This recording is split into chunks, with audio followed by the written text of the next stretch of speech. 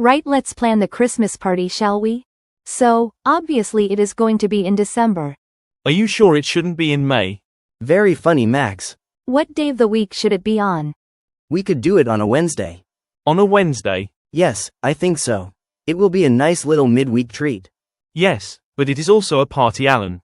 It should definitely be on Friday. Sorry, I forgot I was speaking to Party Hat Max. Oh, whatever, mate. No, I agree that it should be on Friday. That way people can enjoy it without having to worry about working the next day. Great minds think alike. Your mind is far from great, Max, but okay, let's do it on Friday. Great. Now that we've got a day, let's pick a date. Let's do it as close to Christmas as possible. Let's do it on the 19th of December. Yes, that works for me. That works for me too.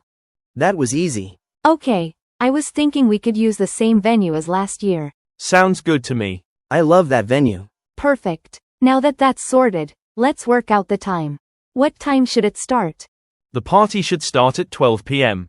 Again, very funny, Max. What? I'm being serious. We have a lot to celebrate. It should be a whole day event. If it were up to you, it would be. Would we be happy for the party to start at 6 p.m.? No way. We won't have enough time to go home and get ready. It needs to be later. Shall it start at 7 p.m. instead? I'm going to need more time than that to get ready. I think it should start at 8 p.m.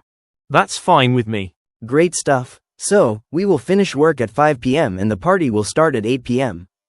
Yes, that will give everyone plenty of time to go home, relax, and get ready. I might even have time for a nap. Right, I think we've got ourselves a planned Christmas party. We have indeed. I just need to call the venue and book everything.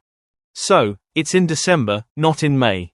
It's on a Friday. It's on the 19th of December. It will start at 8 p.m. Max, get your party hat ready.